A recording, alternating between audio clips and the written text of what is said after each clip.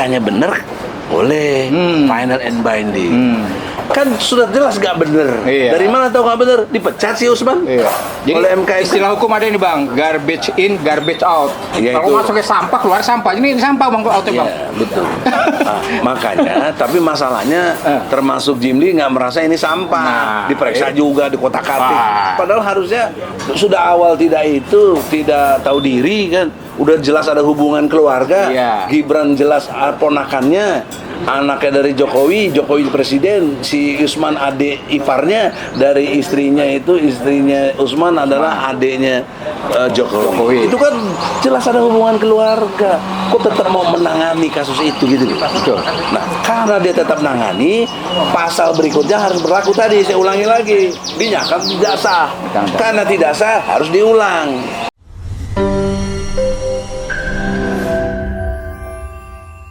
Bismillahirrahmanirrahim. Assalamualaikum warahmatullahi wabarakatuh. Waalaikumsalam warahmatullahi. Kami dari TPUA, Tim Pembela Ulama dan Aktivis. Saya didampingi pengacara advokat Juju Purwanto. Saya sendiri Egy Sujana.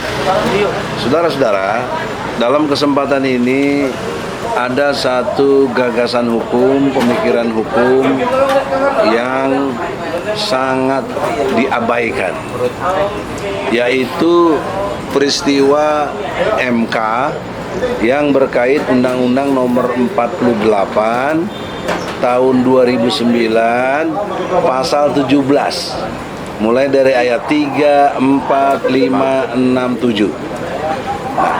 Hal yang dilompatinya oleh Hakim MK dan juga oleh Jimli Asidiki sebagai MK, ya, persoalan seriusnya satu dulu. Jimli itu kan posisinya DPD.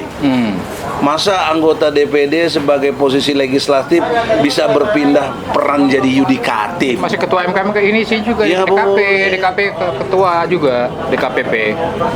Ya, oleh karena itu dengan hormat itu dulu mesti diselesaikan maksudnya.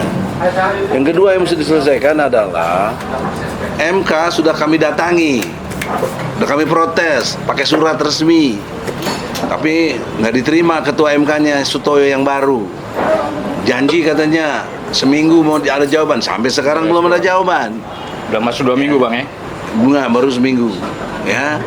Jadi lewat podcast ini teman-teman semua tolong diviralkan bahwa MK ini juga tidak taat hukum. Kenapa masyarakat datang nggak diterima? Oke, kita diterima stafnya, kita ikuti. Tapi setelah itu kan stafnya janji mau ditemuin sama ketua MK-nya. Sampai sekarang nggak ada panggilan buat kita. Nah, poin pentingnya adalah kita minta putusan nomor 90 dari MK itu dinyatakan tidak sah. Nah, itu penting itu. Ini nggak ada usulan kebencian. Saya sangat baik. Saya hormat dengan Pak Prabowo, ya. Bahkan saya pernah lawyer beliau. Saya orangnya nggak ada urusan dengan Prabowo. Prabowo udah the best lah, ya. Nggak ada masalah untuk itu. Yang masalah Gibrannya gitu loh. Jangan salah paham ya. Yang masalah Gibrannya tidak memenuhi syarat untuk menjadi cawapres. Karena kaitannya dengan kapasitas umur yang masih 36 kalau tidak salah, ya. Dia harusnya kan memenuhi syarat yang 40. Lalu karena pamannya Usman itu yang memegang MK, dirubahlah frasanya, yang tadinya sudah titik, umur 40 itu titik, dibikin koma. Ada kelanjutannya. Itu namanya frasa baru, itu namanya norma baru yang tidak dibenarkan. Emang bisa MK bang? Yang tidak frasa bisa. baru? Nggak bisa. Sangat tidak bisa. Yang berhak membuat norma namanya Presiden dan DPR. Nah, ini mesti ngerti nih. Nah, sekarang ada jalan keluar karena ini tidak sah, ini tidak benar. Jalan keluarnya menurut pasal 17 ayat 7 Undang-Undang Nomor 48 tahun 2009 tentang kekuasaan kehakiman, maka kasus tersebut, perkara tersebut disidang ulang dengan komposisi hakim yang berbeda. Nah, kan sudah berbeda, sudah diganti. Gitu. Itu ada tolong dikutip, tolong podcast kutip dong pasal itu. Saya ulangi ya, pasal 17 Undang-Undang Nomor 48 tahun 2009 tentang kekuasaan kehakiman ayat ke-7. Coba tolong dibuat tuh. Ini dimasukin. Seluruh mahkamah hakim-hakim yang baru menyidangkan kembali. Iya itu maksud saya dikutip, ya, ditulisin di bawah itu supaya udah ya. Ini paling cermat ya, insya Allah Erin, bagus. Oleh karena itu pertanyaan seriusnya, dan ini juga sudah saya tanyakan, apakah MK tidak tunduk dengan undang-undang pokok kehakiman ini? Jawabnya waktu itu dari stafnya namanya Ibu Mutia, ya pasti tunduk katanya. Nah kalau betul MK tunduk kepada undang-undang kekuasaan kehakiman, ya sidang ulang dong. Jangan terus bisa si Gibran cawapres melanglang buana ke sana kemari, melaju ya, melaju istilahnya, bahkan udah dapat nomor. Ya itu sekali lagi tidak ada maksud kebencian apapun, tapi ini penegakan ilmu hukum. Ya, kalau ini enggak ya bubarin aja MK. Bagaimana kalau ada MK kayak begini? Ya. Kok nggak membuat rakyat bahagia, rakyat susah. Ini suasana pemilu ini, suasana pilpres ini suasana pesta demokrasi katanya. Kalau pesta itu semuanya harus everybody happy. Jangan dia happy bisa jadi cawapres, kita kagak karena nggak sesuai dengan hukum. Mana ada jadi pesta demokrasi gitu loh. Nah oleh karena itulah barangkali ditambahkan oleh advokat Juju Purwanto. Silakan. Assalamualaikum warahmatullahi wabarakatuh. Terima kasih Bang Egi yang saya hormati dan saya sayangi pastinya. Amin ya Allah, sama-sama. Jadi seperti apa yang udah ungkapkan Bang Egi, kenapa seolah-olah hakim MK ini cicing wae, ya kan, terhadap persoalan pencalonan cawapres Gibran itu, ya, karena mereka tadi sudah yakin, sudah pasti Bang, dengan keputusan MK yang dipimpin oleh Profesor Jimli itu sudah mempunyai kekuatan hukum tetap, tidak bisa dipetik lagi katanya, tidak ada banding-bandingan lagi. Memang begitulah hasilnya, itu yang harus kita ikuti kata dia, kata mereka. Karena kalau Bang Egi tadi menyetir atau menyinggung soal etika profesi hakim dikaitkan ke undang-undang pokok kekuasaan kehakiman Bang ya. Iya. Itu hakim MK pun beberapa atau ahli hukum juga mengatakan bahwa itu katanya tidak berlaku untuk kode etik majelis hakim di MK Bang. Karena apa? Karena dia tidak terikat dengan undang-undang pokok kekuasaan kehakiman. Alasan tidak terikat? Tidak terikat karena itu memang itu khusus diperuntukkan hanya untuk bagi hakim di luar hakim MK. Kenapa? Karena hakim MK katanya sudah mempunyai kode etik sendiri. Jadi dia terikat kepada kode etiknya sendiri oleh MK. Katanya begitu. Sehingga mereka cicing wae Bang terhadap keputusan Saudara Gibran tadi itu. Nah, oleh karenanya keputusan MK itu yang dimana memuluskan Saudara Gibran untuk menjadi salah satu calon wakil presiden, ini kan banyak polemik ya, banyak pertentangan, banyak penolakan Bang dari berbagai lapisan masyarakat. Nah hukum itu kan Abang tadi bilang, hukum itu fungsinya apa kan? Untuk kepastian. Untuk kepastian, keadilan, manfaat hukum dan keadilan. Nah kalau itu tidak dicapai, jadi fungsi Mahkamah Konstitusi dan termasuk keputusannya, begitu untuk apa? Kalau akhirnya jadi antar masyarakat ribut ya soal itu. Akhirnya seperti itu Bang. Sekarang saya jawab. Ya. Yang pertama, konsep tidak tahu diri terjadi pada Usman. Kenapa? Karena di pasal 17 ayat 3, 4 dan 5 itu jelas menerangkan bila terjadi benturan kepentingan yang berkait dengan hubungan keluarga sampai semenda istilahnya.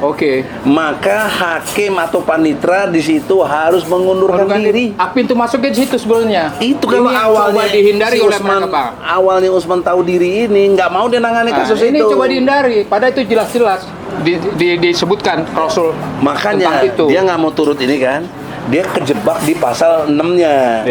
Pasal 6-nya mengatakan bila sidang jalan terus dan diputus maka putusannya tidak sah. Gitu logika hukumnya. Itu fakta tuh. Nah, ketiga, karena tidak sah, mesti sidang ulang. Itu ayat 7-nya gitu loh. Everybody, supaya ngerti. Nah, sekarang pengertian final and binding. Oke. Final itu udah terakhir lah, udah final. Binding itu sudah ditetapkan, nggak bisa lagi dipindah-pindah atau apalah, udah pasti gitu. Iya. Ya. Itu kalau putusan MK-nya benar. Kalau putusan MK-nya benar, boleh final and binding. Kan sudah jelas nggak benar. Iya. Dari mana tahu nggak benar? Dipecat si Usman. Iya. Jadi Oleh MK itu. istilah hukum ada ini Bang, garbage in, garbage out. Iya, Kalau itu. masuknya sampah, keluar sampah. Ini sampah Bang, outnya Bang. Iya, betul. Nah, makanya, tapi masalahnya termasuk Jimli nggak merasa ini sampah. Nah, Diperiksa juga, di kotak-katik. Ah. Padahal harusnya sudah awal tidak tidak tahu diri kan. Udah jelas ada hubungan keluarga. Iya. Gibran jelas ponakannya, anaknya dari Jokowi presiden, si Usman adik iparnya, dari istrinya Usman adalah adiknya Jokowi. Itu kan jelas ada hubungan keluarga. Kok tetap mau menangani kasus itu gitu? Betul. Nah, karena dia tetap menangani, pasal berikutnya harus berlaku tadi. Saya ulangi lagi, dinyatakan tidak sah. Karena tidak sah harus diulang. Nah, final and binding nggak berlaku di sini. Justru itu. Kenapa dia main bilang enak aja? Ini hanya khusus etika. Kok mau pakai istilah etika sekalipun, tetap ketentuannya diberlakukan di bawah undang-undang. Dan juga berkali-kali mengatakan hanya berlaku hanya untuk pemilu 2024 saja. Kalaupun dari ada mana gugatan, Jimli dalil begitu? ada gugatan apapun, itu nanti berikutnya. Lah, itu di mana? Dalil dari mana itu? Jadi begitu Bang katanya. Nah, nggak betul. kalau gitu Jadi dia putusannya berlaku untuk yang nanti kan aja. ingin deh. mengamankan putusan dia Bang. Untuk tahun depan. Itulah itu yang disebut dengan penyelundupan hukum. Jadi tidak ngurangi hormat ya, saudara Jimli. Ya kita kan berteman juga, tahu lah kita dari zaman dulu, apalagi zaman di ISMI dulu. Ya. Oleh karena itu janganlah nyelundupkan hukum. Ngapain kok bikin aturan gitu? Nggak bisa bikin aturan seenaknya aja. Yang bikin aturan itu presiden dan DPR. Bukan juga DPD. DPD nggak punya hak bikin hukum. Dia menginduk untuk itu ke MPR karena dia juga anggota MPR. Yang bisa bikin hukum itu cuma DPR dan presiden. Undang-undang konstitusi siapa itu? Itu konstitusi. Kok bikin aturan sendiri seenaknya aja. Jadi poinnya dua. Satu, final and binding justru nggak berlaku di sini. Kenapa? Karena putusan MK-nya nggak benar. Apa bukti nggak benar? Si Usman dipecat. Gitu. Nah, yang kedua, kaitannya tidak berlaku undang-undang pokok kehakiman. Dari mana logika hukumnya? Karena kalau dia berlakukan etika punya sendiri MK, ketentuan itu pun walaupun ada di bawah undang-undang. Nggak boleh. Harus ngerti dong hierarki hukum. Pancasila, UUD 45, kemudian TAP MPR, kemudian undang-undang, kemudian baru Kepres, Inpres semua, Permen dan lain sebagainya. Masa nggak ngerti hierarki hukum? Ya, ini kan blow on menurut saya lah. Jadi oleh karena itu, everybody, bagi yang punya kesadaran, nah ini penting kesadaran hukum ini, ya, tolong dengan hormat, ya. Kalau mau ke depan hasil presiden ini baik, ikutilah awalnya yang baik. Kalau awalnya sudah tidak baik, hasilnya tidak baik. Masa kita mau ngulangi hasil pemilu nggak baik lagi dengan 5 tahun yang lalu Bang? Itu berarti berulang kita lagi. bangsa yang nggak pernah belajar. Kapan kita mau baiknya? Dari ketololan, Sebagai bangsa kebodohan ini. kita dulu. Ya, kira-kira begitu. Jadi itu poin pentingnya, semoga didengar. Dan mungkin nanti dengan kasus ini, gagasan ini, ada seseorang atau siapa nanti yang mau lapor ke Bawaslu, kenapa KPU menerima. Nah ini, padahal peraturan PKPU-nya belum berubah, masih mengacu yang lama, masih mengacu ke umur yang 40 tahun, bukan yang sekarang.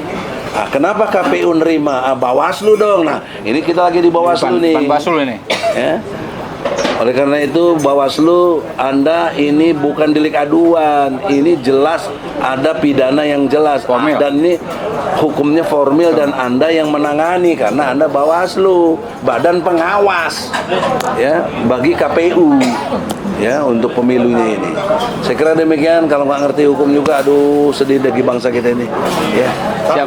Apalagi pertanyaannya? Kira-kira dengan ada sidang ulang tadi, kira-kira saya cuma pengen gongnya aja. Berarti si Gibran bisa batal ya, atau bisa harus mundur? Harus. Itu konsekuensi hukum namanya. Jika MK melakukan sidang ulang udah pasti batal. Nggak mungkin nggak, karena sudah dinyatakan di pasal 6-nya, ayat 6, pasal 17 ayat 6. Kenapa dibatalkan? Karena melaksanakan pelanggaran pasal 17 ayat 3 dan 4 dan 5. Gitu deh. Berkonsekuensi hukum namanya itu. Harus batal demi hukum. Nah, maka sidang ulang itu ya untuk mendrop. Nah, silakan. Nah, disinilah Prabowo dengan hormat saya meminta gantilah Gibran ini. Ini masalahnya Pak Prabowo-nya kepengen Gibrannya juga. Itu masalahnya. Kenapa dia mau itu saya paham. Karena dia pengen dapat dukungan Jokowi gitu loh. Tapi di sisi lain jangan lupa ini bertabrakan dengan PDIP. Masa PDIP satu partai loh, ingat loh. Kasih dua calonnya. Satu Ganjar, satu Gibran. Nggak boleh Nggak juga mungkin. menurut undang pemilu. Melanggar konstitusi. Melanggar konstitusi. Nah, kenapa Ibu Mega diam aja coba? Tegar dong. Kok si Bobi dipecat? Kok si Sujatmiko dipecat? Kok Gibran enggak? Jokong enggak? Nah, itu pertanyaan saya. Jadi janganlah penegakan hukum ini tidak benar, tidak sesuai dengan hukum. Nah, bagi yang tidak setuju, jangan ngamuk-ngamuk, bikin podcast lagi, bantah pendapat kita. Namanya cover both side. Ini bikin ngamuk-ngamuk lapor polisi, pale lu pitak lu. Oke.